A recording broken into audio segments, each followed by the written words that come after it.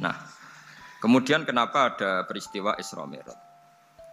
Saya termasuk orang yang sering menulis tentang fikih sholat, tapi nulis saya untuk diri saya sendiri tak pakai ngaji. Tidak saya bukukan, bang, saya sengaja karena ribet biasanya penerbit itu. Terus bicara royalti apa, kita kan mulai kecil dilatih ikhlas, jadi kalau komersial itu jadi bingung. Karena tidak biasa komersial, jadi kalau diajak komersial itu malah jadi bingung. Nabi ketika Mi'raj, ini yang jarang dikaji. Sebetulnya kalimat-kalimat dalam sholat, pertama Rasulullah Muhammad SAW ketemu Allah, itu Nabi maju. Maju ini Jibril sebenarnya mau ikut, karena Nabi bilang, ya Jibril jangan tinggalkan saya sendiri. Terus kata malaikat Jibril, sudah makam saya sampai sini, kelas saya sampai sini aja. Enggak, kamu harus nemani saya. Ketika memaksa nemanin, beliau tidak kuat. Di beberapa riwayat dijelaskan sampai beliau pingsan, sampai beliau tidak sadar. Akhirnya terus ada ayat wa ma minna illa lahu maqamun ma'lum. Kita punya kelas tertentu yang enggak levelnya sampai sana. Akhirnya Nabi masuk wilayah itu, area itu. Dan Nabi ngendikan at-tahiyatul mubarakatus sholawatut thayyibatulillah. Kira-kira maknanya semua kehormatan, semua kebaikan, semua yang bersembah suci itu milik Allah Ta'ala.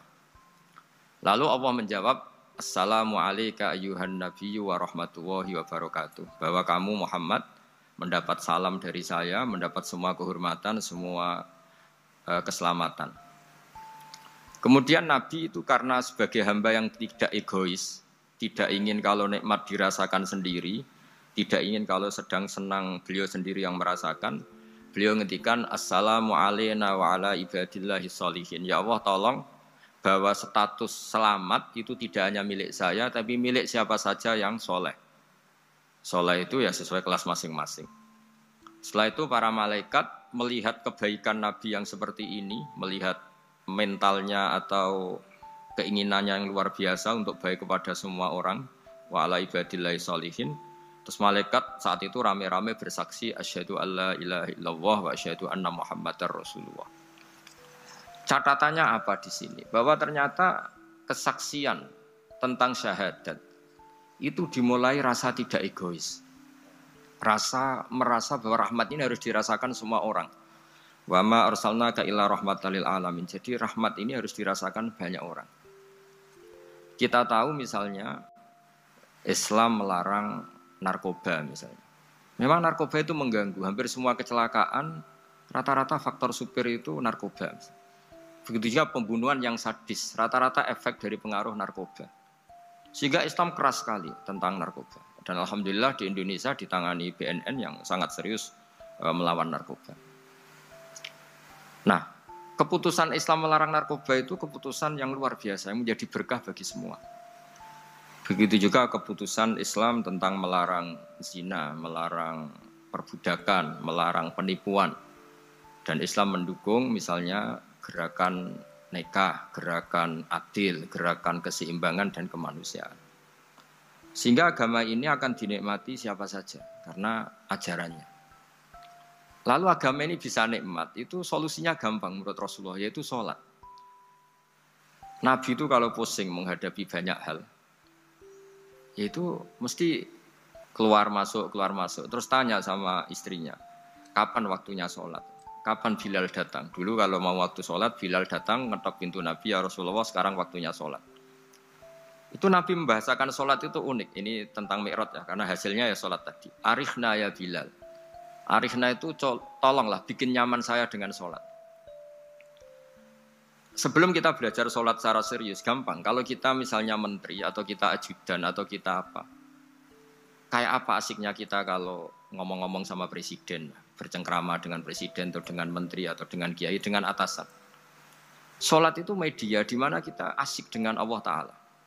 Kalau kita bisa asik dengan atasan yang manusia, apalagi ini asik dengan Allah Subhanahu wa Ta'ala. Sehingga kita harus malu kalau sholat tidak asik. Kita ketemu orang yang kita hormati saja asik, masa ini ketemu Allah Ta'ala tidak asik.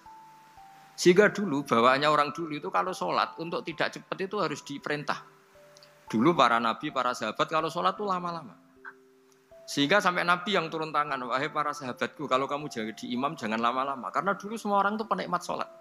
Sehingga untuk tidak lama itu nunggu diperintah. Kalau kamu jadi imam jangan lama-lama, kasihan makmumnya itu.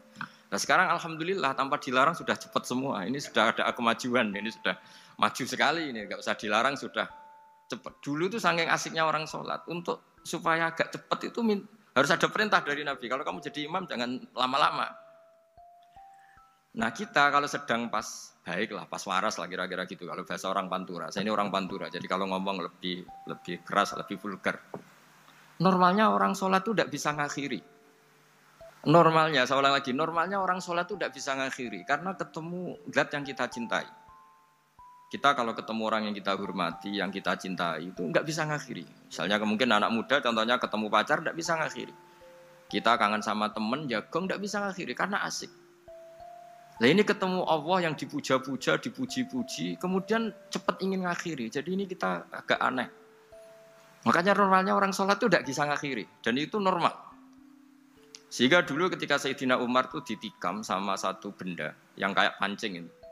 Panah itu kan kayak pancing ya, jadi kalau masuk cepat tapi nariknya susah. Karena ada grendelnya. Itu tiap ditarik sakit. Dan beliau bilang, nanti setelah saya sholat tarik.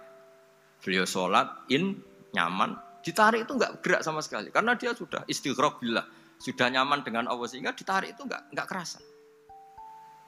Dulu di daerah sini masih keluarga kita lah, masih keluarga kita semua. Ada seorang wali jadi imam masjid. Itu di PHK sama takmirnya. Karena ketika sujud dia asik terus lama sekali. Sampai 30 menit. Sampai santrinya bilang, "Mbah, sampun, Mbah, sampun." Setelah itu rapat dihentikan. Ditanya, "Kenapa Mbah sujud begitu?" "Saya tidak bisa mengakhiri orang nikmati sujud kemudian ingin berhenti." Nah, Sayyid Ali Zainal Abidin yang populer, cucunya Rasulullah SAW, anaknya Sayyid Husain, putranya Sayyid Husain. Itu bapak saya kalau cerita, beliau itu sebetulnya sholat itu hanya ingin 2 rakaat. Setelah sholat 2 rakaat, ya Allah sebagai hadiah, nikmat saya sholat 2 rakaat karena asik dengan engkau, saya akan syukur lagi sholat 2 rakaat. Akhirnya ketika nikmati sholat, dia sholat lagi 2 rakaat, sampai akhirnya 1000 rakaat. Itu tanpa rasa capek, karena merasa keasikan. Masa momen seasik ini kemudian saya tinggalkan ya Allah. Akhirnya sholat lagi. Sehingga ada seorang wali ditanya, "Kamu ingin masuk surga?" Tanya, "Di surga ada sholat enggak?" Enggak ada kan. Wah kalau enggak ada sholat saya enggak masuk surga. Terus dibilang, "Ya sholat aja." Terus dia mau masuk surga. Kalau kita akan kebalikan. Kita ini masuk surga itu sebetulnya kita ngawur sekali. Ngawurnya adalah, "Hore masuk surga, enggak ada sholat lagi, enggak ada puasa lagi." Jadi ini kan kita ini jadi makhluk yang aneh. Jadi kita ini masuk surga senang karena sudah ada kewajiban apa? Sholat. Jadi ini agak aneh.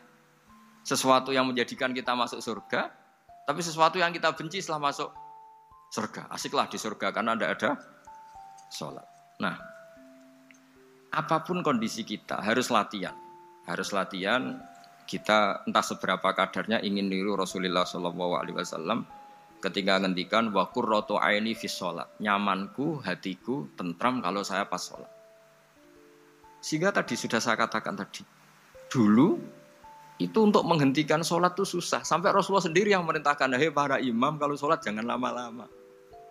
Kalau sekarang, andai kan Nabi hidup di zaman sekarang, pasti tidak ada pengumuman itu. Karena semuanya sudah cepat, malah super kilat itu. Ada yang tarawih 20 rakaat hanya berapa? 8 menit dulu.